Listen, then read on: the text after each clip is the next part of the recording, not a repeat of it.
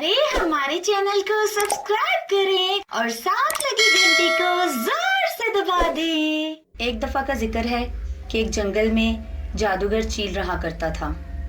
वो अपने जादू से जंगल के तमाम परिंदों को बेवकूफ बनाता था।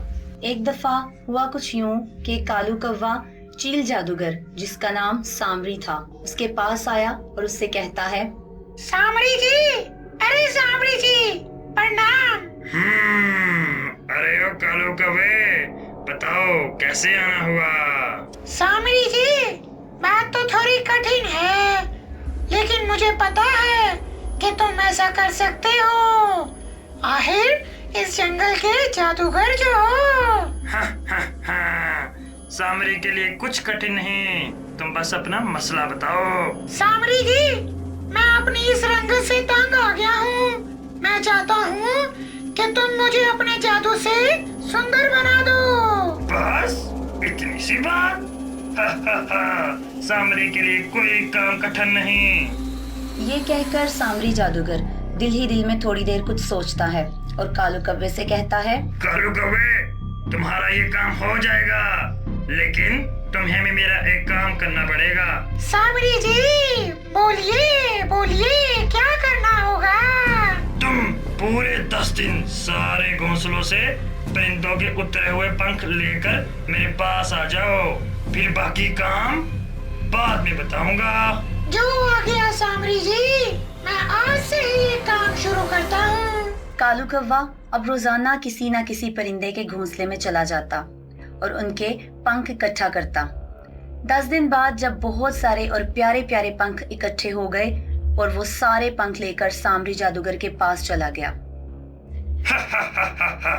वाह वाह, क्या बात है कालू कौवे, तुमने कर दिखाया। अब मेरी बात ध्यान से सुनो। हाँ सामरी जी, बताइए। अब 3 दिन तक मैं इन सब पर मंत्र पढ़ूंगा और चौथे दिन तुम काले रंग से सुंदर हो जाओगे। वाह वाह, मैं सुंदर हो जाऊंगा। रुको जरा, सब्र करो, अभी तो एक और काम बाकी है। अच्छा, वो क्या सामरी जी? अब कौन सा काम बाकी रह गया है? जादू मंत्र शुरू करने से पहले तुम्हें एक चोरी करनी पड़ेगी। क्या चोरी? लेकिन चोरी करना तो बुरी बात है सामरी जी। अच्छा, बुरी बात है? तो फिर दफा हो जाओ यहाँ से, मैं कोई जादू वादू नहीं करूँगा। कौवा कुछ देर तक सोचता है और अपनी स्याह रंगत से छुटकारा पाने के लिए चोरी करने के लिए मान जाता है और सामरी जादूगर से कहता है, चलो ठीक है सामरी जी, मैं तैयार हूँ। ठीक, तो तुम्हें मेरे लिए तोता राजा के महल से इसका ताज चुराना पड़ेगा। तोता राजा, जो कि ऐसा ताज पहनता था जिसमें बहुत सारी शक्तियां होती हैं और वो इन शक्तियों से अच्छे काम करता था, लेकिन सामरी जादूगर इन शक्तियों से गलत और बुरे काम करना चाहता था। एक रात कालू कौवा तोता राजा के महल में दाखिल होता है और बड़ी ही चालाकी से ताज चुराकर सामरी जादूगर के पास ले जाता है।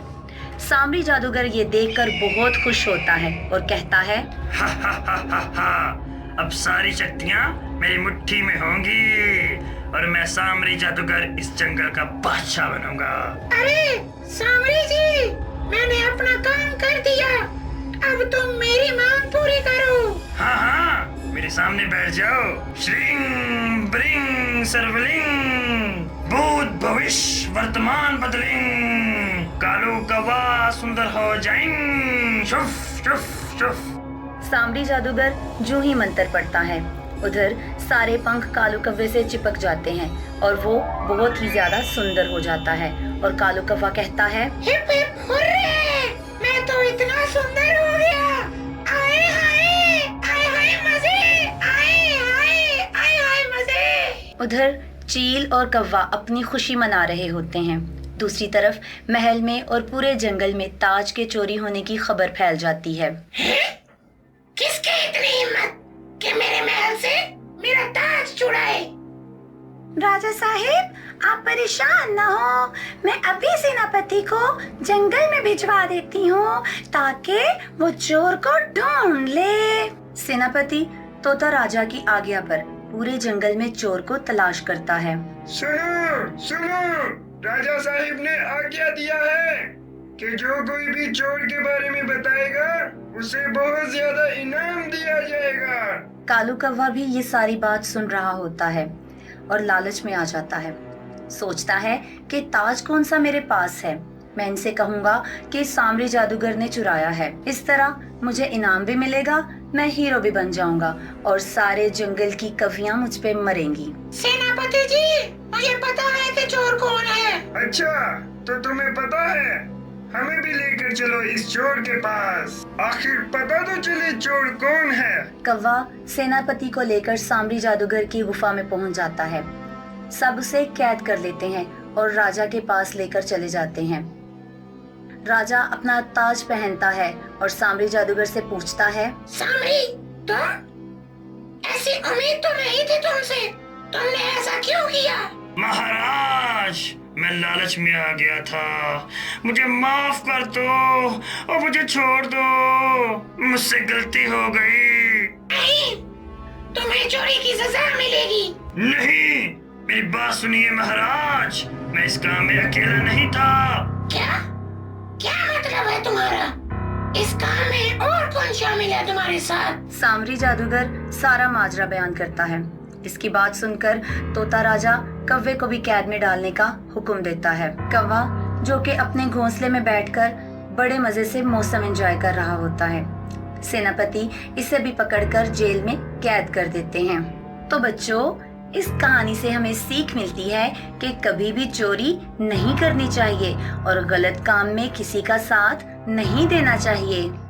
तो प्यारे बच्चों, अगर आपने लंबी टांगों वाली चिड़िया की कहानी नहीं देखी तो स्क्रीन पे आने वाली वीडियो को क्लिक करें और देखिए।